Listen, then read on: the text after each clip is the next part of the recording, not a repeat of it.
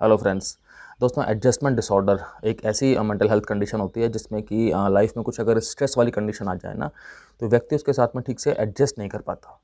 और ये स्ट्रेस वाली कंडीशन तो कुछ भी हो सकती है। लाइफ तो आपको पता है इस तरह की होती है कि लाइफ में कुछ ना कुछ घटना तो होती रहती है। तो फॉर एग्जांपल कोई अगर रिलेशनशिप चल रही है, उसमें ब्रेक हो गया या उसके स्टेटस में कोई बदलाव आ गया, ये अपने आप में एक स्ट्रेसफुल कंडीशन हो सकती है। ऑफिस करना पड़ गया या करियर चेंज करना पड़ गया या नौकरी चेंज करनी पड़ गई, ये अपने आप में एक स्ट्रेसफुल कंडीशन हो सकती है। अगर अपना घर बदलना पड़ गया, किसी नए शहर में जाना पड़ गया, ये अपने आप में एक स्ट्रेसफुल कंडीशन हो सकती है। और इस तरह के बहुत सारे एग्जाम्पल्स हो सकते हैं। एग्जाम्पल की बात करूँ तो आप सपोज़ करो कोई बच्चा है 13-14 साल का, तो उसका अगर स्कूल बदल दिया गया, तो पहले स्कूल में तो वो ठीक ठाक परफॉर्म कर रहा था, लेकिन जब दूसरे स्कूल में गया तो वहाँ पे उसके नंबर भी आना कम स्टार्ट हो गए, उसके ग्रेड्स भी डाउन होने लगे, बच्चा बहुत ज़्यादा लड़ाई झगड़े में पड़ने लगा या चुपचाप रहने लगा। तो ये अपने आप में एक साइन है कि बच्चे को स्ट्रेस हो रही है, जिससे कि बच्चा ठीक से एडजस्ट नहीं कर पा रहा। एक और एग्जाम्पल बताता हूँ कि एग्जाम्पल से ज़्यादा अच्छे से समझ में आता है। सपोज़ कोई मिडिल एज आदमी है जिनका कि कोई कार एक्सीडेंट हो गया था, उसमें वो बच गए, लेकिन कार एक्सीडेंट में वो शामिल हुए थे। उसके बाद क्या हुआ उनकी लाइफ में कि वो बहुत ज़्यादा चिड़चिड़े हो गए, बहुत ज़्यादा इरिटेबल हो गए, अपनी फैमिली के अंदर लगातार उन्हें गुस्सा बहुत ज़्यादा आने लगा, वो झगड़ा करने लगे। तो ये सारी चीज़ें बताती हैं कि उनकी लाइफ में एक स्ट्रेसफुल कंडीशन हुई थी, जो कि कार एक्सीडेंट था, जो हो चुकी है। ये नहीं कि वो स्ट्रेसफुल कंडीशन लगातार बनी हुई है, एक बार हो चुकी है, लेकिन व्यक्ति उससे ठीक से एडजस्ट नहीं कर पाए हैं और वो चीज़ उनके व्यवहार में, उनके इमोशंस में दिखाई पड़ रही है। और एग्जांपल्स की बात करूँ तो सपोज़ कोई बच्चा है जिसे उसकी फैमिली ने, उसके माता-पिता ने अपने रिलेटिव्स के पास में रहने के लिए छोड़ दिया है, ताकि वहाँ पर वो पढ़ाई कर सके। कोई दूसरा शहर होगा जहाँ पे ज़्यादा अच्छी अपॉर्च्युनिटीज़ होंगी, तो बच्चा अपनी रिलेटिव्स के पास या रिश्तेदारों के पास पढ़ने के लिए जब गया, तो वहाँ पे उसका धीरे-धीरे मन जो है वो पढ़ाई से उचाट होने लगा, वो अकेलेपन में ज़्यादा रहने लगा या कि उसने बिल्कुल ही बात करना कम कर दिया, बंद कर दिया। ये अपने आप में एक उदाहरण है कि बच्चे को एडजस्टमेंट डिसऑर्डर पैदा हो रहा है। ऐसा भी हो सकता है एग्जाम्पल के तौर पे अगर बात कर रहे हैं कि सपोज़ कोई 40-50 साल की महिला हैं या पुरुष ही हैं, और उनकी एक बहुत लंबी टाइम से नौकरी चल रही थी, लेकिन उस नौकरी में क्या हुआ, उन्होंने उस टाइम पे उन्हें छोड़नी पड़ गई या उन्होंने छोड़ दी या उनका रिटायरमेंट हो गया, आप कुछ भी समझ लीजिए।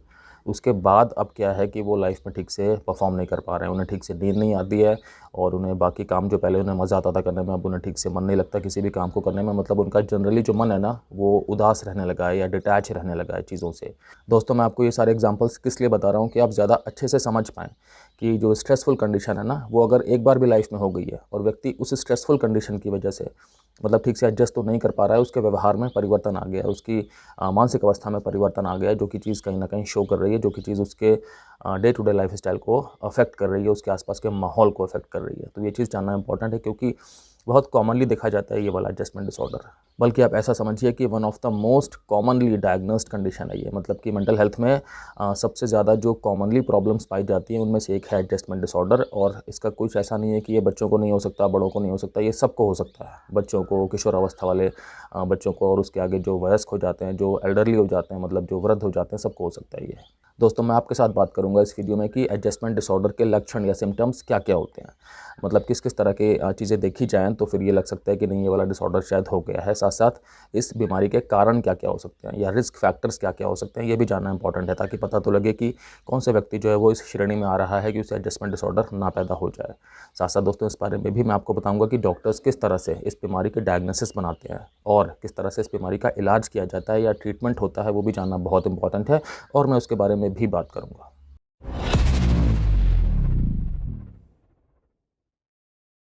दोस्तों, मैं doctor Kamal Singh, x armed forces medical college, x Fortis hospital, x a lot of corporate hospitals. दोस्तों, मुझे 20 साल से भी ज़्यादा का क्लिनिकल एक्सपीरियंस है, और मैंने critical care medicine, internal medicine, emergency medicine और फैमिली मेडिसिन में दोस्तों बहुत सारी प्रैक्टिस की है। अब सिम्टम्स में क्या होता है कि जिस टाइप का एडजस्टमेंट डिसऑर्डर है ना, उस तरह के सिम्टम्स आते हैं। तो मैं आपको धीरे-धीरे टाइप्स के बारे में बताना स्टार्ट करता हूँ, ताकि आपको सिम्टम्स का भी समझ में आए। तो पहला है adjustment disorder with depressed mood. तो जैसे नाम से पता लग रहा है कि इसमें पेशेंट को डिप्रेशन सा रहता है, मतलब उसका मूड बहुत ज़्यादा लो रहता है, बहुत ज़्यादा होपलेसनेस हो सकती है, मतलब कि बिल्कुल आशाहीन हो गए, या बहुत ज़्यादा अंदर से डर सा लगना स्टार्ट हो गया, बहुत ज़्यादा उदासी है, किसी भी काम में मन नहीं लगता। जो भी पहले काम करने में उनकी इच्छा बहुत ज़्यादा होती थी, अब उन्हें मन ही नहीं करता ऐसे कोई भी काम करने का। तो मतलब उनका जो मूड है ना, वो डिप्रेशन में आ गया है।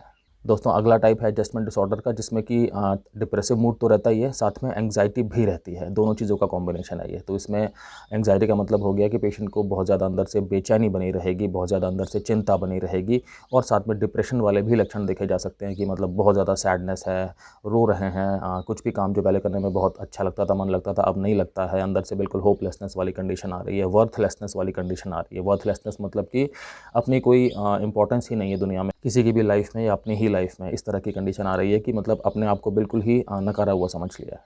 दोस्तों अगला टाइप है जिसका नाम है adjustment disorder with disturbance of conduct.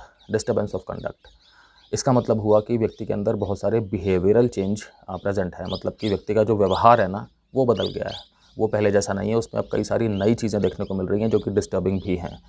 मैं आपको एग्जांपल बताता हूँ। हो सकता है कि व्यक्ति के व्यवहार में बहुत ज़्यादा एग्रेशन दिखाई पड़ना स्टार्ट हो जाए। मतलब कि बहुत छोटी छोटी सी बातों पे भी व्यक्ति के अंदर बहुत ज़्यादा एग्रेशन या बहुत ज़्यादा आक्रामकता आ जाती है, बहुत ज़्यादा उग्र हो जाते हैं और बिल्कुल आउटबर्स्ट कर देते हैं अपना। ऐसा भी हो सकता है कि व्यक्ति के अंदर बहुत ज़्यादा डेफियंस या रेबेलियन आ जाए। नॉर्मली बच्चों में या किशोरावस्था में ज़्यादा होता है। इसका मतलब ये हो गया कि बिल्कुल एक तरह से बागी बन गए। मतलब कि जो भी आसपास का माहौल है ना, उसके खिलाफ खड़े हो गए, डिसिप्लिन तोड़ दिए सारे, कोई भी रूल मानने से मना कर दिया। आप समझ रहे हैं, मतलब रेबेलियन वाली चीज़ आ गई है। डेफियंस मतलब कि मैं किसी की बात नहीं मानूंगा, मेरे ऊपर कोई भी नहीं है जो कि मुझे इंस्ट्रक्शन दे सके, तो मैं किसी की बात भी नहीं मानूंगा, जो मेरे मन में आएगा मैं वो करूँगा। इस तरह वाली भावना बिल्कुल सर्वोपरि हो सकती है उनके लिए। दोस्तों अगली चीज़ है कि लोगों में सब्सटेंस अब्यूज़ भी आ सकता है। मतलब ये कंडक्ट डिस्टर्बेंस में सब्सटेंस अब्यूज़ भी देखी जा सकती है। इसका मतलब हुआ कि जो भी व्यक्ति है, जो पीड़ित व्यक्ति है, वो किसी भी तरह के नशे का सहारा लेना स्टार्ट कर सकता है अपनी टेंशन को कम करने के लिए।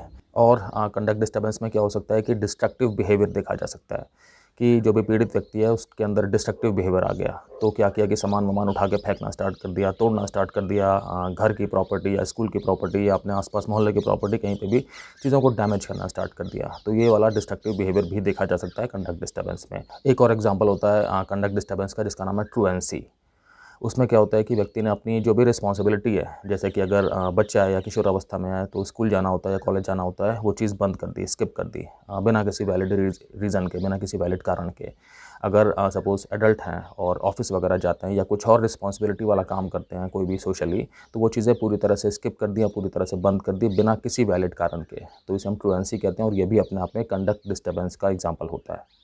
अगला टाइप है एडजस्टमेंट डिसऑर्डर का, कि mixed disturbance of emotion and conduct.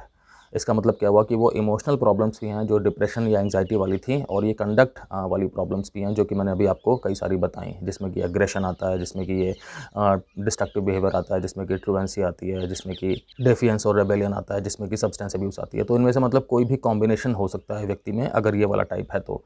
साथ साथ दोस्तों एक और लास्ट चीज़ है कि एडजस्टमेंट डिसऑर्डर का जो टाइप है वो अनस्पेसिफाइड भी हो सकता है, कि उसमें जो सिम्टम्स है वो उनमें से किसी भी कैटेगरी में, किसी भी श्रेणी में ना फिट बैठते हो तो वो अनस्पेसिफाइड कहा जाएगा। दोस्तों बात करना स्टार्ट करते हैं कि कारण क्या क्या हो सकते हैं एडजस्टमेंट डिसऑर्डर के। तो ये तो हम जान गए हैं कि लाइफ में कोई भी स्ट्रेसफुल कंडीशन आती है, कोई स्ट्रेसफुल सिचुएशन है या कोई स्ट्रेसफुल इवेंट हुआ है, तो फिर उसकी वजह से ये चीज़ पैदा होती है। लेकिन अब इसके एग्जैक्ट कारण क्या हैं, इस बारे में साइंटिफिक रिसर्च अभी भी चल रही है, क्योंकि इसमें ऐसा कुछ भी फिक्स नहीं है कि ये पर्टिकुलर कारण है कि जिसे हम अगर हटा दें तो ये वाली कंडीशन व्यक्ति में पैदा नहीं होगी। अभी ऐसा नहीं है। आप समझिए, अगर एक पूरी फैमिली है, उस फैमिली के सारे सदस्यों को एक पर्टिकुलर स्ट्रेसफुल या तनाव वाली सिचुएशन से जूझना पड़े, तो उसमें से हर एक को एडजस्टमेंट डिसऑर्डर नहीं पैदा हो जाएगा। हो सकता है एक को पैदा हो, या हो सकता है दो को पैदा हो, या कुछ को पैदा हो, सबको नहीं हो जाएगा। तो इसमें कई सारी चीज़ें मैटर करती हैं कि आपकी लाइफ के पास्ट एक्सपीरियंसेस कैसे हैं, या आपको कोई मेंटल हेल्थ डिसऑर्डर और कोई अलग से है या नहीं है। मतलब कि आपके अंदर का जो जेनेटिक कॉन्स्टिट्यूशन है, जो आपके अंदर का एक जेनेटिक फ्रेमवर्क है, वो कितना स्ट्रॉन्ग है, वो मेंटल हेल्थ डिसऑर्डर पैदा होने के लिए मतलब वल्नरेबल है कि नहीं है, ससेप्टेबल है कि नहीं है। मतलब कि और सिंपल भाषा में बताऊं तो क्या आपके अंदर चांसेस ज़्यादा हैं मेंटल हेल्थ प्रॉब्लम्स पैदा होने के। अगर हैं तो फिर कोई भी लाइफ में अगर स्ट्रेसर पैदा हो तो उसकी वजह से एडजस्टमेंट डिसऑर्डर पैदा हो सकता है। स्ट्रेसर भी कई तरह के हो सकते हैं। अगर सपोज़ किसी की शादी ही हो गई, ये अपने आप में किसी व्यक्ति के लिए एक स्ट्रेसर हो सकता है कि भाई अब बहुत सारी जिम्मेदारी आ गई है मेरे ऊपर, या अब मैं कैसे ये चीज़ें कर पाऊँगा या कर पाऊँगी।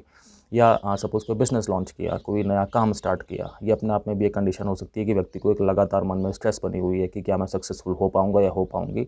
तो मतलब स्ट्रेसर तो हमारी ज़िंदगी में हर पल हमें मिलते ही मिलते हैं।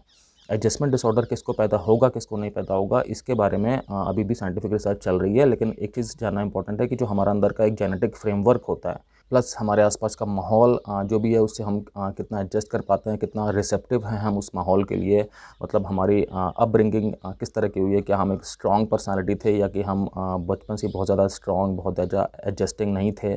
एक चीज़ ये भी इंपॉर्टेंट होती है कि जिन लोगों को लाइफ के ग्रोइंग ईयर्स में, मतलब कि स्टार्टिंग में किसी भी तरह की अब्यूज़ का सामना करना पड़ा है, तो उनके अंदर चांसेस ज़्यादा हो जाते हैं फ्यूचर में आगे की एडजस्टमेंट डिसऑर्डर किसी भी स्ट्रेसर के रिलेशन में पैदा हो सकता है। अब बात करते हैं कि डॉक्टर्स कैसे इस प्रॉब्लम की डायग्नोसिस बनाते हैं।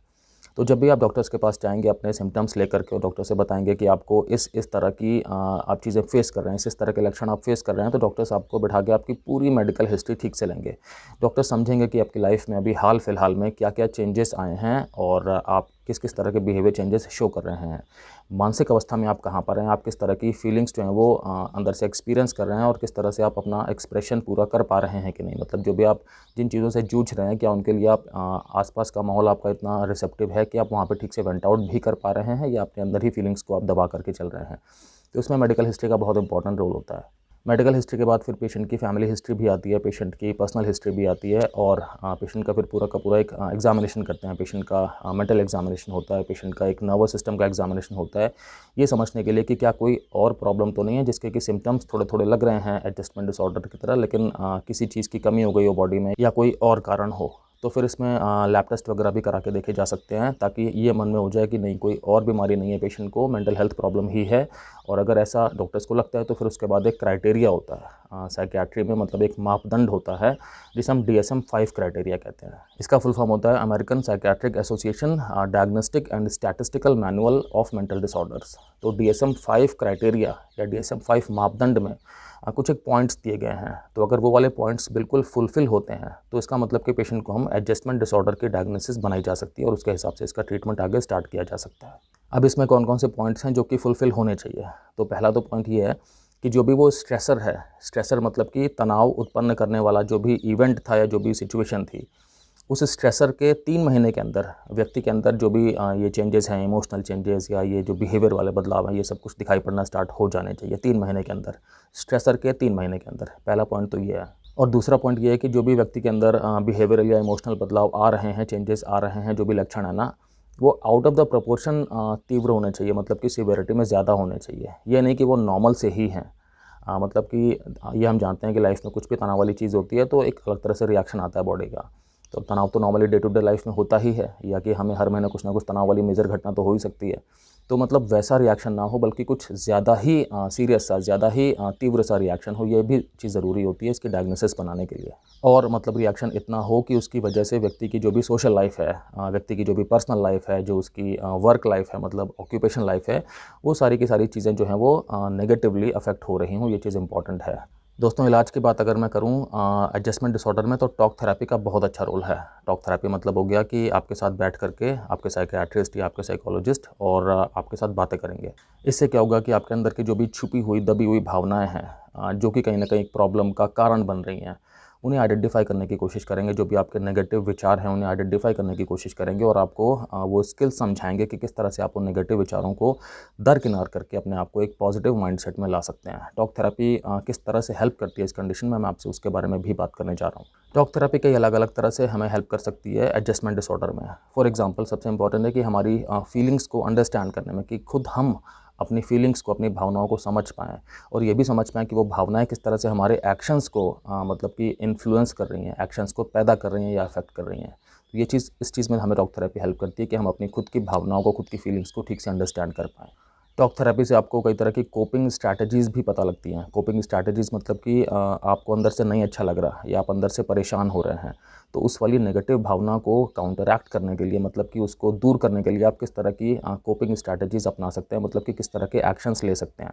फॉर एग्जांपल, हो सकता है आपको आपके टॉक थेरेपिस्ट बोलें कि अगर आपको इस तरह की फीलिंग्स मन में आ रही हैं, तो फिर आप उस टाइम पर डीप ब्रीदिंग करना स्टार्ट कर दो या काउंटिंग करना स्टार्ट कर दो, या कि उस टाइम पर आप उस माहौल से उठ करके चले जाओ, म्यूज़िक लगा लो, या उस टाइम पे आप मतलब कुछ भी आपको एक ऐसी चीज़ बता सकते हैं रिलैक्सेशन करने वाली, या कि कुछ और कोपिंग स्ट्रैटेजी बता सकते हैं जिससे कि आप उस टाइम एक नेगेटिविटी से, एक नकारात्मक माइंडसेट से ऊपर उठ जाओ, हट जाओ। टॉक थेरेपी से क्या होता है कि पेशेंट को सपोर्ट मिलता है, पेशेंट को अंदर से एनकरेजमेंट मिलता है। ऐसा लगता है कि नहीं, मेरी जो भी भावनाएँ हैं वो समझी जा रही हैं, और ये भी पता लगता है कि मेरी जो भावनाएँ हैं वो ऐसा नहीं कि सिर्फ़ मेरे अंदर ही हैं, कि मेरे अंदर ही कुछ बहुत ज़्यादा कमी आ गई है। ये भी पता लगता है कि नहीं, ये चीज़ कॉमन है, लोगों में देखी जा सकती है। तो अगर एक भावना ऐसी आती है, सपोर्ट की भावना आती है अंदर से, एनकरेजमेंट की भावना आती है, ऐसी चीज़ आती है कि नहीं, मुझे समझ पा रहे हैं लोग, मेरे थेरेपिस्ट मुझे समझ पा रहे हैं और मुझे ठीक-ठाक चीज़ बता रहे हैं कि ये चीज़ किस तरह से मैं इसमें काम करूँ ताकि ये चीज़ दूर हो जाएगी। तो इससे मन में एक उत्साह की भावना तो आती ही है, एक मन में बहुत ज़्यादा पॉजिटिव माइंडसेट आता है जो कि हेल्पफुल होता है। टॉक थेरेपी से क्या होता है कि सेल्फ एस्टीम भी बिल्ड होती है। सेल्फ एस्टीम का मतलब हो गया कि अपनी एक आत्मसम्मान की भावना बिल्ड होती है। तो जब आत्मसम्मान की भावना आएगी तो फिर व्यक्ति के अंदर जो भी डिप्रेशन वाले सिम्पटम्स होते हैं, या जो भी एक नेगेटिव बिहेवियर वाले या इमोशनल नेगेटिव वाले सिम्पटम्स होते हैं ना, उन सब को मैनेज करने में भी हेल्प मिलती है, क्योंकि सेल्फ एस्टीम बन गई है। अब व्यक्ति अपना ख्याल खुद रखने के लिए थोड़ा सा अग्रसर हो रहे हैं, थोड़ा सा उस बारे में सोच रहे हैं। टॉक थेरेपी से आपको बिहेवियरल बदलाव क्या-क्या करने हैं, मतलब व्यवहारिक बदलाव क्या-क्या करने हैं, इस बारे में भी थेरेपिस्ट आपकी बहुत अच्छे से मदद करते हैं। वो समझते हैं कि आपके लाइफ में, आपके माइंड में पर्टिकुलरली कौन-कौन से नेगेटिव थॉट्स हैं जो कि कमांड कर रहे हैं आपका बिहेवियर। तो किस तरह से उन नेगेटिव थॉट्स को चेंज करना है, बदल देना है, उनकी दिशा बदल देनी है, और किस तरह से आपका जो फिर व्यवहार है वो भी पॉजिटिव की तरफ लाना है। तो वो आपको कई सारी अलग-अलग बातें बताएँगे कि आप किस तरह से व्यवहार करें, अपने फैमिली में किस तरह से बर्ताव करें, अपने कार्य क्षेत्र में किस तरह से बर्ताव करें, अपने आप से आप किस तरह से बातें करें, किस तरह से डील करें, वो आपको सारी की सारी चीज़ें समझाएँगे और बताएँगे। दोस्तों, क्या होता है ना कि 2 लोग एडजस्टमेंट डिसऑर्डर के ही मैं बोलता हूँ, ज़रूरी नहीं कि उनमें बिल्कुल एक जैसे सिम्पटम्स आएँ या कि उनके अंदर एक जैसी भावनाएँ हों। तो आप समझिए, हर एक व्यक्ति अलग होता है, हर एक केस डिफरेंट होता है। तो टॉक थेरेपी में क्या होता है कि जो आपके अंदर की मानसिक स्थिति है ना, जो कि यूनिक है, उसके हिसाब से आपको फिर जो भी सॉल्यूशंस हैं वो एक्सप्लोर करके बताए जाएँगे। तो मतलब एक तरह से आप कह सकते हैं कि कस्टमाइज़्ड थेरेपी होती है। ऐसा नहीं कि वन साइज़ फिट्स ऑल वाली बात है, हर एक के हिसाब से अलग-अलग कस्टमाइज़ेशन पॉसिबल है। कई सारे व्यक्तियों में क्या होता है कि जो सिम्पटम्स हैं वो बहुत ज़्यादा परेशान करने वाले हैं, तो उनमें फिर मेडिसिन्स भी देनी पड़ जाती हैं कुछ टाइम के लिए। सिर्फ टॉक थेरेपी से नहीं काम चलता। मेडिसिन्स, एंटी एंग्जायटी मेडिसिन्स दी जा सकती हैं, एंटी डिप्रेसेंट मेडिसिन्स दी जा सकती हैं। जिस तरह के भी सिम्पटम्स हैं, जिस तरह के भी सिम्पटम्स की सीवियरिटी है, तो डॉक्टर्स डिसाइड करते हैं कि क्या मेडिसिन देने की ज़रूरत है, और अगर देनी है तो कितने टाइम के लिए देनी है, कितनी डोज़ के लिए देनी है, वो डॉक्टर्स के ऊपर होता है। ये जानना भी इम्पॉर्टेंट है कि अपनी लाइफ़स्टाइल में हम किस तरह के चेंजेस ला सकते हैं, कि अगर हमें एडजस्टमेंट डिसऑर्डर है तो हम इसको बहुत अच्छे तरीके से मतलब मैनेज करें और बहुत जल्दी से इससे हम ठीक होकर के नॉर्मल स्वस्थ लाइफ में आ जाएँ। तो इम्पॉर्टेंट है कि जो भी आपकी लेजर एक्टिविटीज़ होती हैं, मतलब कि जो ऐसे काम जो आप फुर्सत में करना पसंद करते थे, उन्हें आप दोबारा करना स्टार्ट करने की कोशिश करें। जो भी आपकी हॉबीज़ हैं, ये भी इम्पॉर्टेंट है कि आप सेल्फ केयर में बिल्कुल भी कमी ना छोड़ें, मतलब अपनी पूरी तरह से केयर करें। खाना अच्छा खाएँ, बैलेंस डाइट लें, फिज़िकल एक्टिविटी ज़रूर करें, मतलब कि चलें-फिरें ज़रूर, नींद पूरी लें अपनी, और मतलब अपनी हाइजीन का बहुत अच्छे से ध्यान रखें। जो भी पॉजिटिव कोपिंग स्किल्स होती हैं ना, उन पे आप ध्यान देना स्टार्ट करिए। फॉर एग्ज़ाम्पल कि अगर आपका मन डिस्टर्ब हो रहा है, तो कोई भी चीज़ ऐसी करने में चले जाइए जिसमें कि आपका मन लगता है, जिसमें कि आपका मन शांत होता है। फॉर एग्ज़ाम्पल म्यूज़िक सुनना, या किसी किस्म की फ़िल्म देखना, या कोई किताब पढ़ना, गार्डनिंग करना, कुछ भी ऐसी चीज़। और हाँ, जो भी नेगेटिव कोपिंग स्किल्स हैं लाइफ़ में, नेगेटिव कोपिंग स्किल्स का मतलब हो गया कि अगर हमें स्ट्रेस हो रही है, अगर हमें तनाव हो रहा है, तो हमने उससे दूर होने के लिए कुछ और एक नेगेटिव काम में चले जाना। फॉर एग्ज़ाम्पल, अगर किसी को कोई स्ट्रेस हो रही है तो एक सिगरेट पी लेना, या कि शराब पीना स्टार्ट कर देना, या कि बहुत ज़्यादा डेंजरस ड्राइविंग करना स्टार्ट कर देना। तो हमें इन सब चीज़ों से बचना है, हमें इन सब चीज़ों को बिल्कुल कट आउट करना है कि लाइफ़ में जो भी नेगेटिव कोपिंग स्किल्स हैं, हमें उनसे दूर रहना है। ये चीज़ बहुत इंपॉर्टेंट है कि अगर आपका सोशल सर्कल इस तरह का है, अगर आपके फ्रेंड्स हैं या आपकी फैमिली में इस तरह के रिलेशनशिप्स हैं, मेंबर्स हैं जो कि आपकी चीज़ को समझ सकते हैं, जो कि आपको सपोर्ट जेन्युइनली देना चाहते हैं, उनसे आप ज़रूर ओपन अप होइए। उनसे आप बताइए कि आप किस तरह से महसूस कर रहे हैं, जो भी आपके साथ टॉक थेरेपी वगैरह हो रही है, तो उसके बाद आप किस तरह से महसूस कर रहे हैं, ताकि वो लोग भी आपको उसी तरह से अपना सपोर्ट हमेशा रखें। अगर आपको मेंटल सपोर्ट ज़्यादा चाहिए तो मेंटल सपोर्ट ज़्यादा दें आपको, और अगर ऐसा लग रहा है कि नहीं, अभी आप थोड़ा बेटर हो रहे हैं, तो आपको सिर्फ वो ठीक से ऑब्ज़र्व करते रहें, बाकी आपको अपने स्पेस में वो ग्रो करने दें, अपने स्पेस में आपको वो हील करने दें।